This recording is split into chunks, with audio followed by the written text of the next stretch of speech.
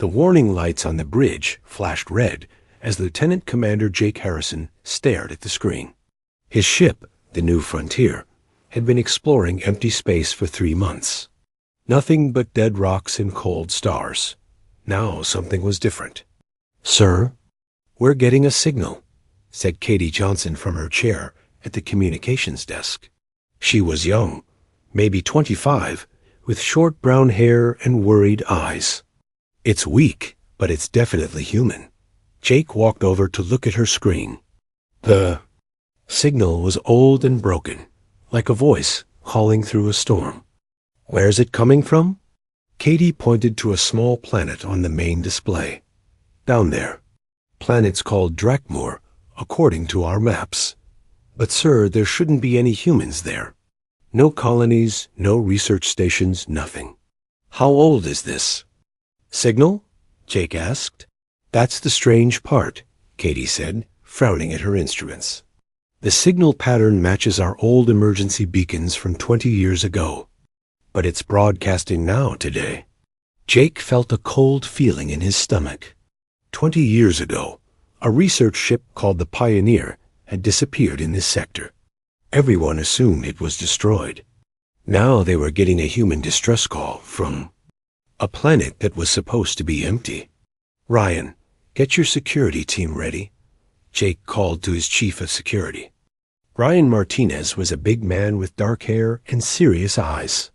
He had fought in the border wars and knew how to handle dangerous situations. "Already on it, sir," Ryan said, checking his weapon. "But if someone's been down there for 20 years... There. Probably dead," finished Dr. Lisa Wright, the ship's medical officer. She was a small woman with gray hair and gentle hands, but Jake had seen her work miracles with injured crew members. 20 years alone on an unknown planet? It's not possible. "We have to check anyway," Jake said. "Prep the shuttle. Katie, keep monitoring that signal. Alex, what do we know about this planet?" Dr. Alex Thompson was their science officer, a tall, thin man who loved studying new worlds. He pulled up information on his screen. "Drakmor is mostly rock and desert. Thin atmosphere, but breathable. Temperature gets very cold at night, hot during the day. No signs of life from our scans." "No signs of life, but we're getting a human." "Signal," Jake said. "Something doesn't add up." An hour later, Jake was sitting in the shuttle with 5 other crew members. Ryan and 2 security officers carried weapons. Lisa brought medical supplies. Alex had his science equipment. Katie stayed on the ship to monitor communications. The shuttle broke through Drakmor's thin clouds, and Jake saw a world of red rocks and empty desert. Mountains rose in the distance like broken teeth.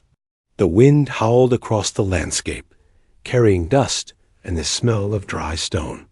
"There," Alex pointed to a flat area near some hills. "I'm seeing metal structures. Looks like the remains of a research station." Jake landed the shuttle near the ruins. What was left of the Pioneer research station was scattered across the ground like broken toys. Metal walls had been torn apart. Equipment lay twisted and melted. Scorch marks covered everything. "What happened here?" Lisa whispered. Ryan knelt beside a piece of metal wall. These tears ... Something big did this. Something with claws. Alex was scanning the area with his instruments. "I'm getting strange readings. The radiation here is different. It's like time itself is moving slower." They walked through the ruins carefully. Most of the station was destroyed, but Jake could see it had been a large research facility. At least 50 people would have worked here. "Over here." Lisa called from near a partially collapsed building. "I found something." Jake ran to where Lisa was kneeling. Behind a pile of broken metal and rock, someone had built a small shelter. It was made from pieces of the destroyed station, put together with careful hands. And inside the shelter was a little girl. She looked maybe 8 years old, with long brown hair and big frightened eyes. Her clothes were old and patched, but clean. She was thin, too thin, but alive. The girl saw them and pressed herself against the back wall of her shelter. She didn't speak, just stared at them with wide eyes. "Hello," Lisa said softly, moving slowly toward the girl. "We're here to help. What's your name?" The girl's lips moved, but no sound came out. Then, in a voice like a whisper, she said, "Amy. Amy Collins." Jake felt his heart stop. Collins. Dr. Robert Collins had been the head scientist on the Pioneer. This was his daughter, but that was impossible. If Amy had been on the station 20 years ago, she would be 28 now, not 8. "Amy," Lisa said gently, "how long have you been here?" "Forever," Amy whispered, "since the shadows came. Since Daddy went away." "Shadows?" Ryan asked, his hand moving to his weapon. Amy nodded quickly. "They come at night, the hungry shadows. But the flying guardians protect me. They keep me safe." Alex was scanning Amy with his medical equipment. His face went pale. "Jake, you need to see this. According to my readings, this girl should be in her 20s. But somehow, she's aged at a rate of about 1 year for every 3 that have passed. The radiation here, it's slowing down her aging process." Jake stared at the little girl, who should have been a grown woman. "Amy, where are these flying guardians? Are they people?" Amy shook her head. "They're big. Bigger than your ship. They have wings and fire and golden eyes. They bring me food and water. They fight the shadows every night." "Sir," Ryan said quietly, "we should get her out of here now. Whatever happened to this place, whatever these shadows are, we don't want to be here when night falls." Jake looked at the sun. It was getting lower in the sky. In a few hours, it would be dark. "Amy," he said, "we have a ship. We can take you somewhere safe." But Amy's eyes filled with terror. "No, you can't leave during the dark time. The shadows hunt then. The guardians won't be able to protect you if you're moving. Amy, we have weapons. We can protect ourselves." "No!" Amy grabbed Lisa's arm. "You don't understand. The shadows eat light. They eat life. The guardians are the only things that can." "Fight them!" Jake looked at his team. They all had the same question in their eyes. What were these guardians? And what were the shadows that this little girl feared so much? The sun was setting. Soon they would have their answers, Dot. As darkness began to fall across the alien world, Jake heard something that made his blood run cold. A howling sound echoed. Across the desert, rising and falling like the cry of something hungry and angry, Annie pressed herself against Lisa. "They're coming," she whispered. "The shadows are coming. But don't worry. The guardians will protect us. They always do." Jake looked up at the darkening sky and wondered what they had gotten themselves into. The howling grew louder as darkness spread across Drakmore. Jake ordered his team to form a circle around Amy's shelter, their weapons ready. The little girl sat quietly with Dr. Lisa Wright, but her eyes kept looking up at the sky. "There," Amy whispered, pointing upward. "They're coming." Jake looked up and saw shapes moving against the stars. At first, he thought they were clouds. Then he realized the shapes were huge and flying toward them. His heart began to beat faster. "Contact!" Ryan Martinez shouted, raising his weapon. "Multiple flying objects approaching. Wait!" Amy jumped up, her small hands grabbing at Ryan's arm. "Don't shoot them. They're the guardians. They're here to help." The shapes got bigger as they came closer. Jake could hardly believe what he was seeing. They looked like dragons from old Girth stories, but they were real and enormous. Their wings were wider than the shuttle. Their scales glowed with soft blue and green light in the darkness. The first dragon landed, about 50 feet away, with a sound like thunder. Its golden eyes, each as big as Jake's head, looked directly at him. The creature's head was long and elegant, with small spikes along its neck. When it breathed, Jake could see wisps of something that looked like glowing mist. "My God, Alex," Thompson whispered, his science equipment beeping wildly. "The electromagnetic readings are off the charts. These creatures are generating their own energy fields." More dragons landed around them, forming a perfect circle. Jake counted 6 of them, each one different, but all beautiful and terrifying at the same time. Their scales caught the starlight and seemed to glow from within. Amy walked toward the nearest dragon, a smaller one with silver markings on its wings. "Hello, Starwing," she said softly. "These are friends. They came to help." The dragon lowered its great head toward Amy. When she reached out and touched its nose, the creature's scales pulsed with warm light. Jake realized that Amy and these dragons knew each other well. "Sir?" Katie Johnson's voice crackled through Jake's radio. "I'm reading massive energy signatures around your position." "What's going on down there?" We single quotes re ... "We're fine, Katie," Jake said, still staring at the dragons. "Just some local wildlife." "She?" Amy said suddenly, putting her finger to her lips. Listen. The wind had stopped. The world was completely quiet. Even the dragons had gone still, their golden eyes focused on the darkness beyond their circle. Then Jake heard it. A sound like oil bubbling, like something wet moving through sand. It was coming from everywhere at once. "They're here," Amy whispered. The shadows came up from the ground like black water. They had no real shape, just darkness that moved and reached out with tentacle-like arms. Where they touched the rocky ground, the stone seemed to turn gray and lifeless. Jake raised his weapon, but Amy grabbed his arm. "The light makes them stronger," she said. "Turn off your flashlights." "But we can't see without them," Ryan protested. "The Guardians will give us light," Amy said. As if they understood her words, the dragons began to glow brighter. Their scales lit up like stars, pushing back the darkness. The shadow creatures made angry hissing sounds and pulled back from the light, but they didn't go away. They circled around the dragons like hungry animals, looking for a way past the glowing guardians. The largest dragon, the one Amy had called a guardian, stepped forward. Its golden eyes fixed on the shadow creatures, and it opened its mouth. Instead of fire, a stream of bright blue energy shot out, hitting one of the shadows. The shadow creature screamed, dissolved. The battle began. The dragons moved with grace and power, their energy beams cutting through the attacking shadows. But there were so many shadows, more coming up from the ground every second.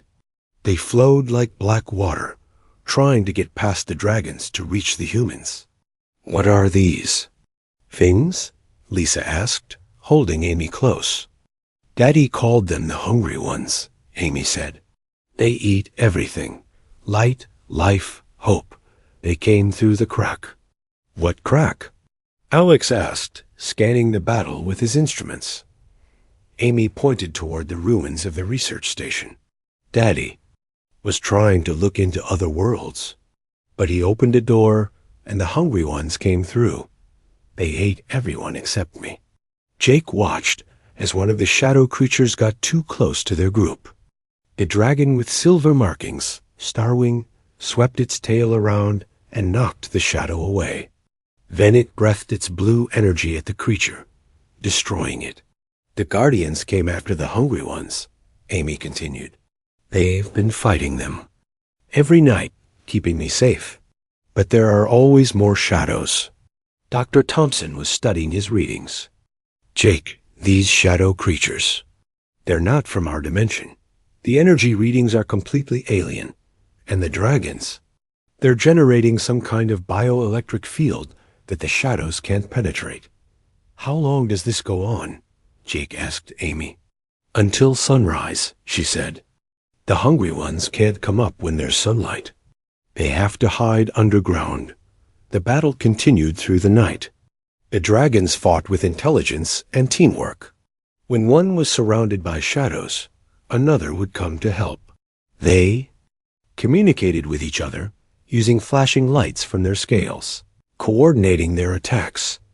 Jake noticed that the dragons were careful never to let their energy beams get too close to the humans. Even in the middle of fighting for their lives, they were protecting Amy and her new friends. "Look," Lisa said, pointing to one of the dragons. It had been fighting hard and was starting to dim. Its scales weren't glowing as brightly. Amy saw it too. "Goldwing is getting tired," she said sadly.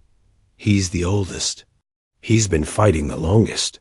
The dragon Amy called Goldwing was larger than the others, with golden scales that had been bright as the sun. Now its light was fading, and the shadow. Creatures were pressing closer. Without thinking, Jake stepped forward. "We have to help them." "Our weapons won't work," Ryan said. "You heard Amy. Light makes the shadows stronger." "Not light," Jake said, thinking fast. "Alex, what about an electromagnetic pulse? Could we disrupt these creatures?" Alex checked his equipment. "Maybe. If I modify the shuttle's communications array, I could generate a broad-spectrum IM field. But I'd need to get back to the shuttle." "Too dangerous," Ryan said. "Those shadows are everywhere." But Amy was already moving. She walked toward Goldwing, the tired dragon. When she placed her small hand on its leg, the dragon's scales began to glow brighter. "She's sharing her life energy with it," Alex breathed. The temporal field around her. "She's giving the dragon some of her slowed time." Goldwing lifted its great head and breathed a massive stream of blue energy, destroying a dozen shadow creatures at once. But Jake could see that Amy was getting weaker. Her face was pale, and she was breathing hard. "Amy, stop," Lisa called. "You're hurting yourself." "It's okay," Amy said softly. "They saved me first. Now I help them." The battle went on. Jake and his team could only watch as the dragons fought to protect them. These magnificent creatures were risking their lives for humans they had never met before. Just because Amy trusted them. As the hours passed, Jake began to understand something important. The dragons weren't just protecting Amy because she was alone and helpless. They were protecting her because that's what they did. They were guardians, protectors of life itself. And now they were protecting all of them. The sky began to grow lighter. In the east, dawn was coming. The shadow creatures started to retreat, flowing back into the ground like black water going down a drain. They made angry hissing sounds as they disappeared. The dragons stood in their circle, breathing hard but victorious. Their scales still glowed, but dimmer now. They were tired from the long fight. Amy walked from dragon to dragon, touching each one gently. "Thank you," she whispered to each guardian. "Thank you for keeping us safe." As the sun rose over Drakmor, the dragons spread their massive wings and took flight. They circled once over the group of humans and flew toward the mountains where they had their home. Jake watched them go, his mind full of questions. These creatures had just saved their lives, fighting all night against monsters from another world, and they had done it without asking for anything in return. "Amy," he said gently, "how long have they been doing this? Fighting the shadows every night?" Amy looked toward the mountains where the dragons had gone. "Every night since I've been here. Every night for 20 years. They've never stopped protecting me." Jake felt something change inside him. These dragons, these guardians, had been fighting an impossible battle for 20 years, all to protect one little girl who had lost everything. But now Jake was beginning to realize that the situation was even worse than he thought. Because if the shadows were still coming every night after 20 years, it meant the crack Amy's father had opened was still there, and it was getting bigger. The morning sun felt warm on Jake's face after the cold terror of the night. His team was quiet, still trying to understand what they had seen. The dragons had saved their lives, but Jake knew they needed answers before the next sunset. "Alex, I want you to examine what's left of the research station," Jake ordered. "Find out what Dr. Collins was working on. Lisa, check Amy's health completely. I need to know how 20 years on this planet has affected her." "What about me, sir?" Ryan asked. "Set up a defense perimeter around the shuttle. If those shadow things can come up during the day, I want to be ready." Amy sat on a piece of broken metal, watching the mountains where the dragons had gone. Dr. Lisa Wright knelt beside her with medical equipment. "Amy, can you tell me about your father?" Lisa asked gently. "What was he studying here?" Amy's eyes grew sad. Daddy was looking for other worlds. He had big machines that could see through space, through time. He said he was going to find new places for people to live. What happened when the shadows came? "Daddy's machine made a crack in the air," Amy said, her voice very quiet.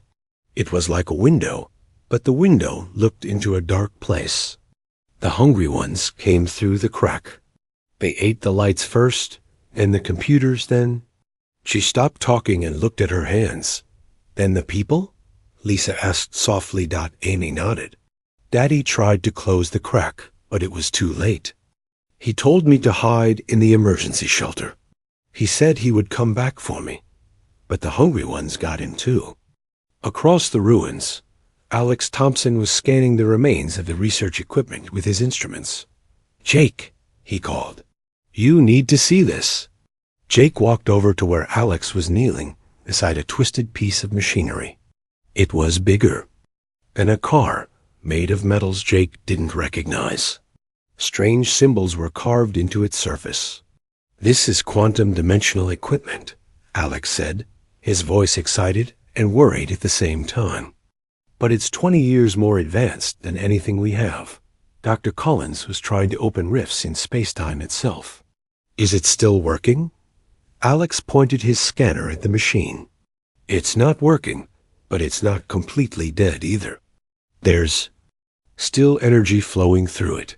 And Jake, ... the rift is still open." "What do you mean?" "The crack Amy talked about. It's still there, but it's invisible during the day. The sunlight hides it somehow. But every night, when it gets dark, the rift becomes active again. That's when the shadow creatures can come through." Jake felt cold despite the warm sun. "How big is this rift?" Alex checked his instruments again. "Right now, it's about the size of a door. But Jake, it's growing. My readings show it gets a little bigger every month. In a few more months, it'll be large enough for hundreds of those shadow creatures to come through at once. And then they'll spread to other worlds. They'll consume everything in their path until there's nothing left alive in this part of the galaxy." Jake looked at the broken machine, then at Amy sitting alone by the shuttle. One little girl and 6 dragons had been holding back an invasion that could destroy entire civilizations. "Can we fix the machine? Close the rift permanently?" Alex shook his head. "I don't understand how it works. Dr. Collins was a genius, but his research is 20 years ahead of our science. It would take months just to figure out what he was trying to do." "Sir," Ryan called from his guard position. "Amy wants to talk to you." Jake walked back to where Amy was sitting. She looked up at him with her big, serious eyes. "The Guardians want to meet with you," she said. "How do you know that?" Amy pointed to a small, glowing crystal hanging around her neck. "Goldwing gave this to me years ago. We can talk through it, sort of. They're worried about you and your friends." "Worried about us? They know you want to take me away. But they also know about the crack getting bigger. They've been trying to figure out how to stop it." Jake knelt down beside Amy. "What do they want to do?" Amy's eyes filled with tears. "They want to fly into the crack together. All of them at once.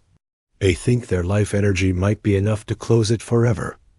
Jake felt his heart stop. That would kill them. Yes, Amy whispered. They know that. But they also know that if the crack keeps growing, the hungry ones will eat everything. Not just here, but on your world too. On every world. Jake stared at this little girl who had lived through 20 years of nightmares. The dragons had protected her all this time, and now they were planning to sacrifice themselves to save everyone.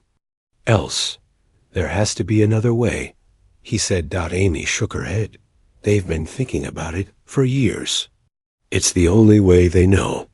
Dr. Lisa Wright finished her medical scans and came over to join them. Jake, Amy's condition is stable, but strange. The temporal field has slowed her aging, but it's also given her some unusual abilities. Her brain shows quantum patterns I've never seen before. What kind of abilities? She seems to be connected to the dimensional rift somehow. Her quantum signature matches the energy readings from the crack. I think that's how she can communicate with the dragons through that crystal. Alex looked up from his equipment. That's it, he said suddenly. What's it? Amy's quantum signature. If we could use it to stabilize a controlled implosion of our shuttle's quantum drive core, we might be able to close the rift without the dragons having to sacrifice themselves. Jake felt hope for the first time since landing on Drakmor. Would it work? Maybe, but it would be incredibly dangerous. The quantum drive could explode and take half the planet with it, and Amy would have to be at the center of the process. The energy feedback could kill her. No, Lisa said firmly. Amy's just a child. We can't ask her to risk her life. But Amy was already standing up. If it means saving the Guardians, I'll do it. Amy, you don't understand, Jake said. You could. Guy. Amy looked toward the mountains where the dragons lived. They were ready to die for me every night for 20 years. Now I can help save them. Jake looked at his team. They were all thinking the same thing. This little girl had more courage than most soldiers, but she was still just a child. There might be another problem, Alex said quietly. For the plan to work, we'd need the dragons to help. Their bioelectric energy, combined with our quantum drive and Amy's stabilizing field. But how do we explain quantum physics to dragons? Amy smiled for the first time since they'd met her. You don't have to. I'll tell them. They're very smart. Smarter than people think. That afternoon, Amy led them to a valley near the mountains. She held up her crystal and spoke in words that sounded like singing. After a few minutes, shadows passed over them as the dragons flew down from their mountain home. Goldwing, the largest dragon, landed first. The others formed a circle around the humans, just like they had during the battle. But now, in the daylight, Jake could see how beautiful they really were. Their scales shimmered with inner light, and their golden eyes showed intelligence and kindness. Amy walked up to Goldwing and placed her hand on his great head. She spoke to him in her singing voice, and the dragon's scales pulsed with different colors. Jake realized they were having a conversation. After several minutes, Amy turned. Back to the humans. I told him about your plan, he says. She paused, listening to something only she could hear. He says they've been hoping for 20 years that someone would come who could find another way. Will they help us? Jake asked. Amy nodded. But Goldwing wants to know something. He wants to know why you care what happens to them. You could just take me and leave. Let them sacrifice themselves while you escape to safety. Jake looked at the magnificent creature staring down at him. Those golden eyes seemed to see right into his soul. Because that's not who we are, Jake said simply. You saved us last night. You've been protecting Amy for 20 years. We don't abandon our friends. Amy translated, and Goldwing's scales flashed with warm, bright colors. The other dragons made soft sounds that might have been approval. He says humans are more like guardians than he thought, Amy said. He says they will help with your plan. But as the sun began to set, Jake realized they had a problem. The plan required perfect timing and coordination. They would have to attempt it during the night, when the rift was active and the shadow creatures were attacking. They would have to save the world while fighting for their lives. "Amy," Jake said, "are you sure about this? Once we start, there's no going back." Amy looked at each of the dragons, then at the humans who had come to help her. "I'm sure," she said. "It's time to close the crack forever." As darkness fell over Drakmore, Jake heard the familiar howling that meant the shadow creatures were rising. But this time, he wasn't just afraid. This time, he had a plan. The sun was setting, and Jake felt his heart beating faster. Everything depended on the next few hours. Either they would close the rift forever, or they would all die trying. Alex Thompson was working frantically with the shuttle's quantum drive, connecting it to a strange device he had built using parts from Dr. Collins' broken machine. "The quantum field is unstable," he said, wiping sweat from his face. "I need more time to calibrate it." "We don't have more time," Ryan Martinez said, pointing to the ground around them. Dark spots were appearing in the dirt, like oil seeping. Up from below, the shadows are starting to come. Amy stood in the center of a circle drawn in the sand, holding her glowing crystal. The 6 dragons had positioned themselves around her, their scales beginning to glow as darkness fell. But Jake could see something in their golden eyes that he hadn't seen before. Fear. "Amy," Jake said, kneeling beside her, "are you scared?" "They?" Little girl nodded. "Yes, but being scared is okay. Daddy told me that brave people are scared too. They just do what's right anyway." Dr. Lisa Wright checked her medical equipment one more time. "Amy, if you feel sick or weak during the process, you have to tell me immediately. Promise me." "I promise," Amy said. The first shadow creatures began rising from the ground like black smoke. But something was different tonight. There were more of them, and they seemed angrier.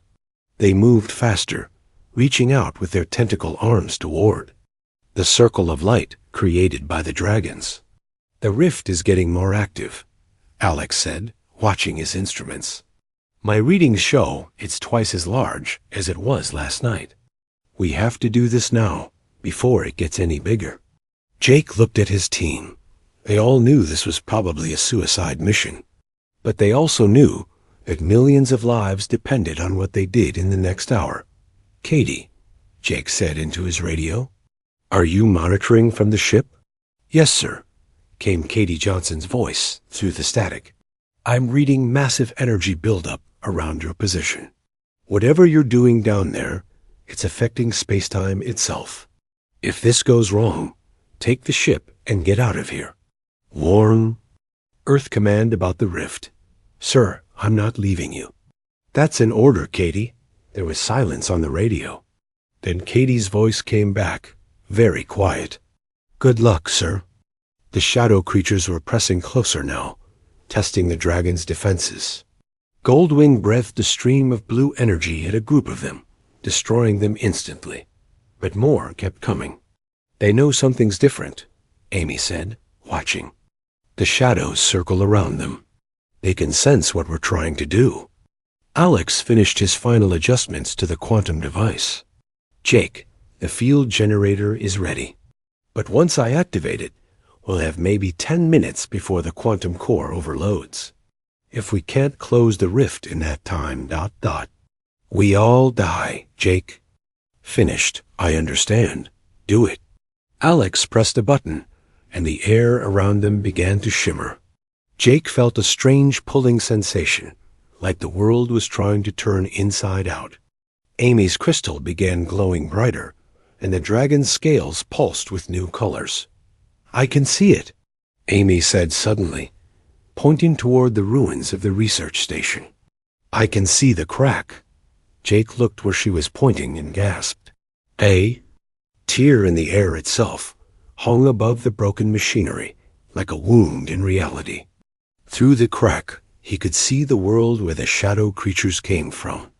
It was a place of eternal darkness, where nothing lived except hunger and hate. The quantum field is working. Alex shouted over the growing noise. Amy's signature is stabilizing the process. But the shadow creatures had seen the rift too. They poured out of it in greater numbers than ever before, desperate to escape into the world of light and life.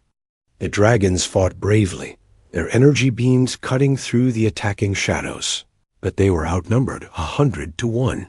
There are too many, Ryan said, firing his weapon at the shadows, even though he knew it wouldn't help. They're going to break through. That's when Amy did something that surprised everyone. She stepped out of the protective circle. "Amy, no!" Lisa screamed. But Amy walked toward the nearest dragon, a young one with silver scales that Jake had seen her call Starwing. The shadow creatures rushed toward her, but when they got close to Amy, something strange happened. They slowed down, as if they were moving through thick water. The temporal field around her, Alex breathed. It's affecting the shadows, too. Amy placed her hands on Starwing's leg, and suddenly the dragon's energy beam became twice as bright. The shadows caught in the beam didn't just dissolve. They were destroyed so completely that they couldn't reform.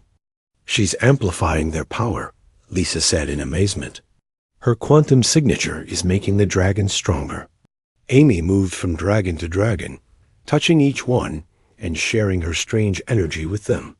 As she did, the dragons began to glow like stars. Their energy beams became so bright that the shadow creatures started retreating.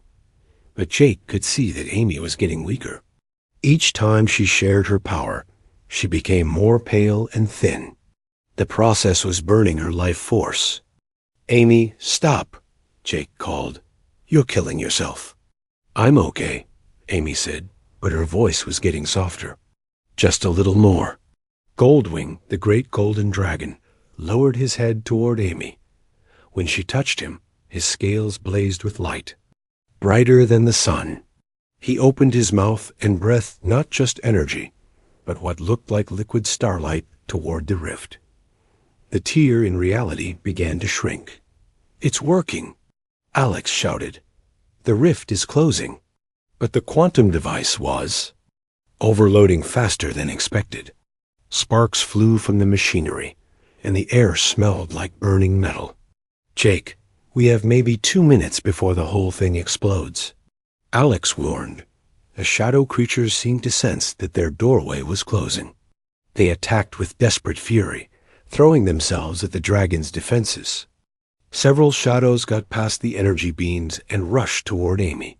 That's when something amazing happened. Jake found himself running toward Amy, placing his own body between her and the attacking shadows. Ryan did the same thing, then Lisa, then Alex. The human crew formed a protective circle around the little girl, even though they knew their weapons couldn't hurt the shadow creatures. The shadows struck Jake like ice-cold water, and he felt his strength being drained away. But he didn't move, neither did his crew. They stood their ground, protecting Amy while she worked to save the world. Goldwing saw what the humans were doing.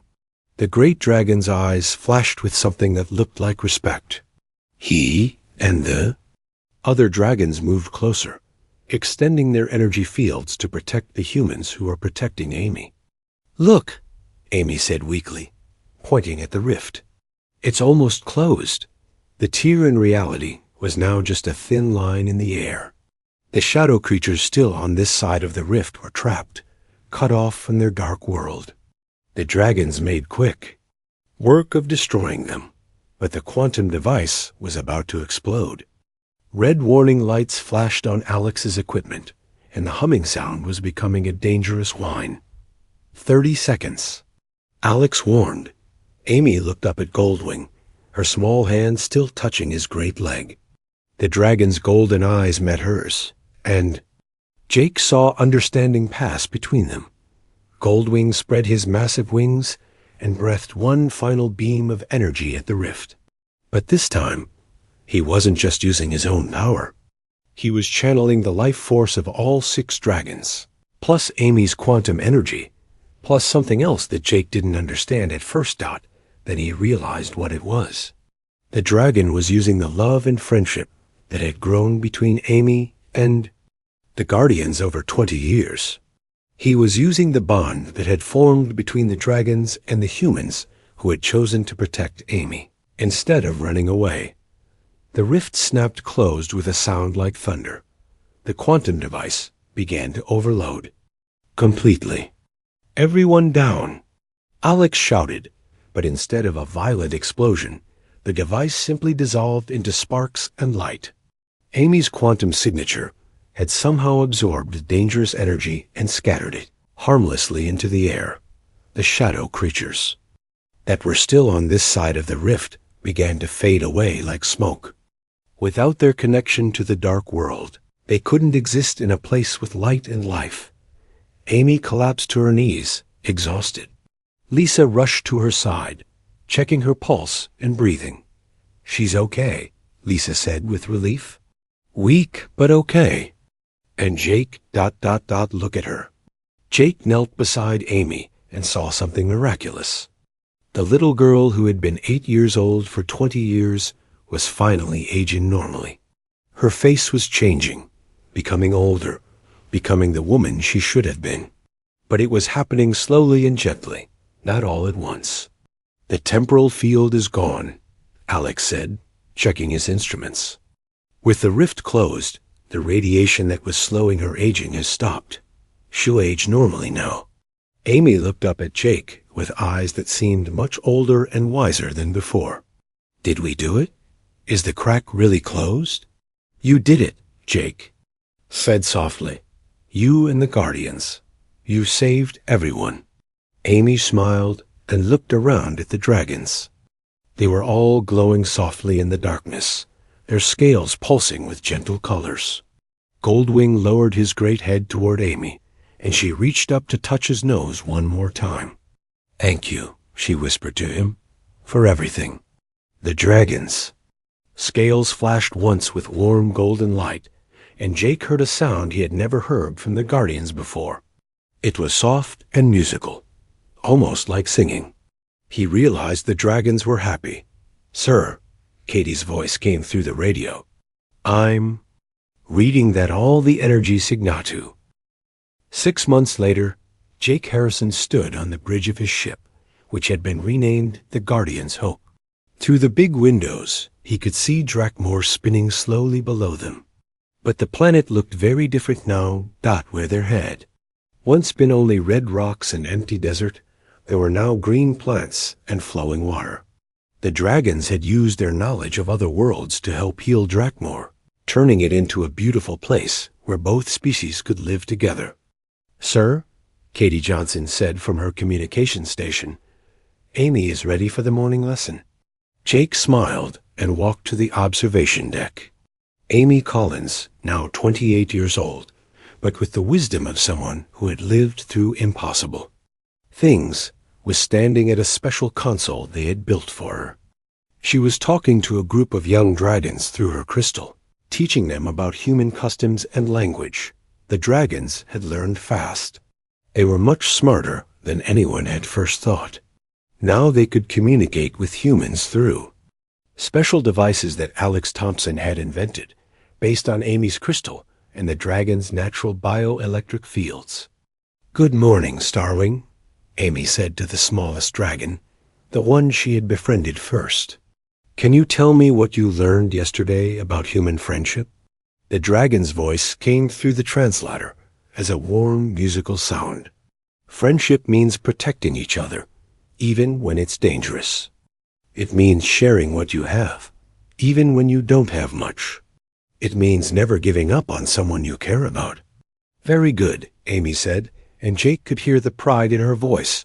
Dr. Lisa Wright joined Jake at the window. "Amy's doing well," she said. "Her aging process has completely stabilized, and her ability to communicate with the dragons is getting stronger every day." "What about her health?" "Perfect. Better than perfect, actually." The temporal field may have given her a longer lifespan than normal humans. She could live for 200 years or more. Jake nodded. That was good news. Amy would have plenty of time to build the bridge between humans and dragons. Sir, Ryan Martinez called from the security station. We're getting a signal from Earth Command. Admiral Wilson wants to speak with you. Jake walked to his command chair and activated the long-range communicator. Admiral Wilson's face appeared on the screen, looking serious but pleased. Jake, the Admiral said, I've been reading your reports about the dragons. Command has made a decision. We want to establish a permanent alliance with them. What kind of alliance, sir? We've discovered that there are other dimensional rifts in different parts of the galaxy. Most of them are small and inactive, but our scientists think they could become dangerous if something triggers them. We need the dragons' help to monitor them and close them if necessary. Jake felt excited. The dragons would be perfect for that job, sir. They understand dimensional energy better than we do. That's what we're hoping. But we need someone to coordinate between our species. Someone who understands both humans and dragons. Jake already knew what the Admiral was going to ask. Amy, exactly. We want to offer her a position as the first human-dragon liaison officer. She would work with both our governments to prevent future dimensional threats.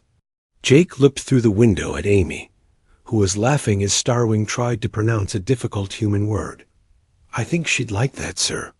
After the call ended, Jake went to find Amy. She was in the ship's garden, a special room they had built where both humans and dragons could relax together. Goldwing was there, his massive form curled up like a golden cat, while Amy sat against his side reading a book. Amy, Jake said, I have something to tell you. Amy looked up from her book. Is it about the job offer? Goldwing told me Earth Command would probably ask. Jake blinked in surprise. He told you? How did he know? Amy smiled. The dragons are connected to dimensional energy, remember?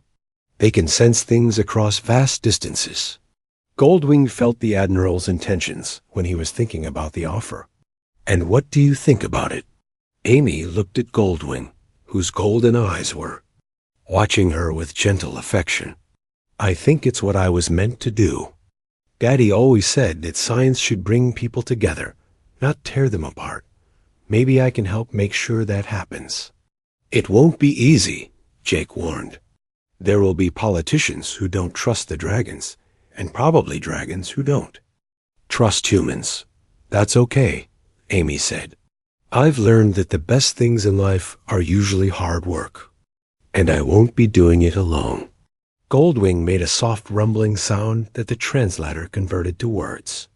The young guardian speaks wisely. We will face the future together, as friends should.